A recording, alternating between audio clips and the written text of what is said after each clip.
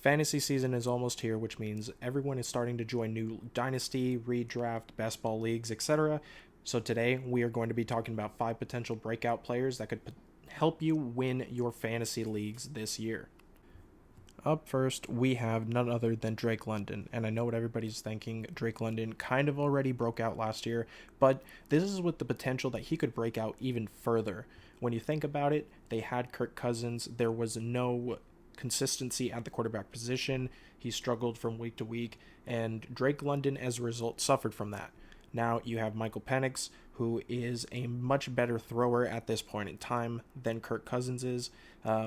They should have built that rapport with each other. So now it's time for Drake London to feast. You look at what he did last year: number 3 in targets, number 6 in target share, number 3 in target rate. He had the third most red zone targets, 7th in receptions, just hitting that 100 mark, the 4th most receiving yards, 9th most touchdowns. He only was 13th in fantasy points per game, which is shocking because of how well his stats are put up, which just shows you that he had some very, very poor weeks compared to what he could potentially have. Along with that, he was number 7 in total route wins and number 9 in win rate versus man. So Drake London is essentially doing everything that he can on the football field. He's going to be even better. I expect the Falcons offense to be much better this year. It was pretty shocking with how much they had last year that they were as bad as they were. Bijan is a tremendous talent. Kyle Pitts should take some pressure off. And I believe Darnell Mooney was still there. So Drake London, he has all the potential in this offense to succeed. I expect him to take a step further, maybe get within the top 7 in fantasy points per game this year, and be top 5 probably in everything else. He's going to be incredible. I fully expect him to be. At number 2, we have Ricky Pierol, and there are a number of reasons why I believe this.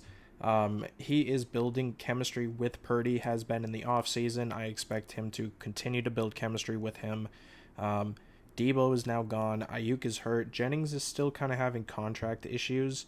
Demarcus Robinson got a DUI. We're struggling at the wide receiver position right now. He himself is on the injury report, but I do expect him to be ready for the season start. He caught 14 of his 18 targets in the last 2 weeks of the season for 210 yards, and he was a focal point of that offense for those games. I see him being that slot guy that Brock Purdy can rely on. You look at this offense, the 49ers are going to come back. They're a lot healthier. We saw McCaffrey. He's looking really good. George Kittle is going to be as good as he always is. Everything is kind of coming together. Brock Purdy looks incredible. He is going to be much better. This whole team is going to be much better this year, and I expect Ricky Pierol to be a big, big part of that. He's super athletic. He tears up man coverage. He's going to find those holes. He's going to make those plays, and he's going to get the ball. Brock Purdy is going to find him. I am certain of that. This is a very efficient offense, and somebody at this point has to be the wide receiver 1. I envision it being Ricky Pierol.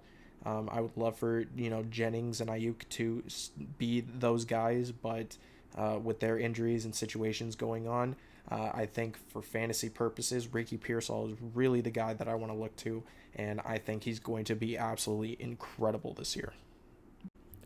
Up next at number 3, we have Kenneth Walker, and truthfully, I feel very iffy on Kenneth Walker, or have in many previous seasons, and I think it has been warranted due to his injury history and that kind of concern. However, I am huge on Kenneth Walker this year, and there's some good reasons why. Last year, when he was healthy, he averaged 64% snap count. That means that Zach Charbonnet was not getting that involved as much as we thought that he would.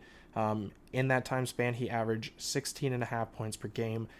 He was over 13 fantasy points per game in 9 of the 11 games that he played. He had 8 scores in those 11 games.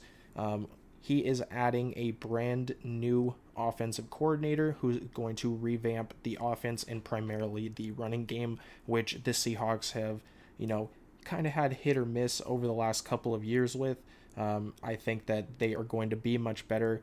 Their run game coordinator has a good history of building strong running back seasons. Most recently, it happened in Minnesota with Dalvin Cook.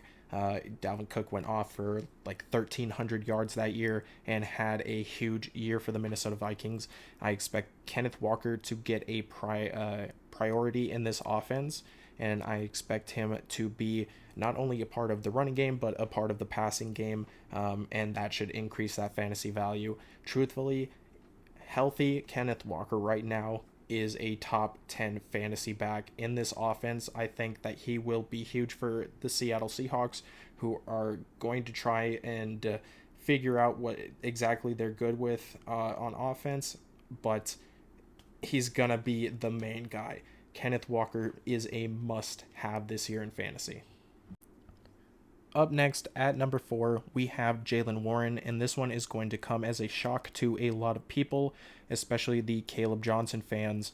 I certainly think that Jaylen Warren is going to be incredible for fantasy purposes this year. I think he's going to have a big year. When you look at what his season was last year, he still accrued 821 all-purpose yards, and that is, with the injury history that he had last year, when you add to it that Najee Harris left in free agency to go to the Chargers, I do think that the role is wide open for running back one. On top of that, Arthur Smith and Mike Tomlin have noted that they do believe in Warren, and it's shown because they kept him here for next year that they do believe in him and they do believe in his ability to lead this backfield. He has a career yards per carry of 4.8, which is absolutely incredible. He is a really, really good player, guys. And I think it gets overlooked. When you add to it that Aaron Rodgers last year dumped 76 targets off to Breece Hall in 2024, and he is their primary pass-catching back, I think that Jaylen Warren is built to have a successful season. I've already seen Aaron Rodgers in training camp currently, and a lot of dumps to Jaylen Warren. He's trained this offseason for this workhorse role. He believes in himself, and he believes that because Mike Tomlin and Arthur Smith believe in him, he is going to be successful. Caleb Johnson has talked all about how great of a mentor he is. I think this is his year to prove it. He is going to kill it for you in fantasy. Make sure that you grab him. And last but not least, we have Caleb Williams. He has everything he needs to be successful, all the talent in the world at the quarterback position. He just got Ben Johnson added as head coach, who, as the offensive coordinator for the Lions, was second in total yards last year and first in total points. They revamped this entire offensive line. Guys like Jonah Jackson, Joe Tooney, they revamped the entire offensive line.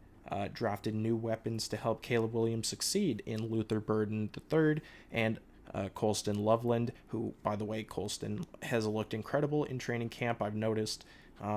Also could potentially be a top tight end target. Last year in weeks 12 through 17, played very, very well. He was averaged as the QB 10, and he was QB 9 or better in half of those games.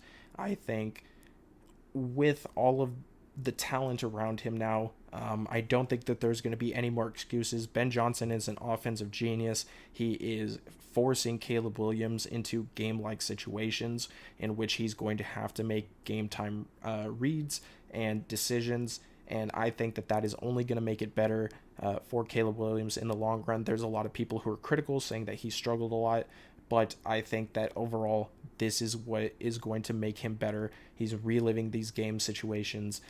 He's going to be much smarter, as somebody who usually has had no trouble at, football in general. I think him now learning his, learning new teachings from Ben Johnson is only going to make him that much better of a player, and that could be very scary for the NFL. Draft Caleb Williams. He's still too low in my opinion. He's going to be amazing this year. And that's it for me, guys. If you guys like this video and you guys want to see more fantasy videos like it, make sure that you subscribe, smash that like button, and I will catch you guys here soon in the next one. Peace.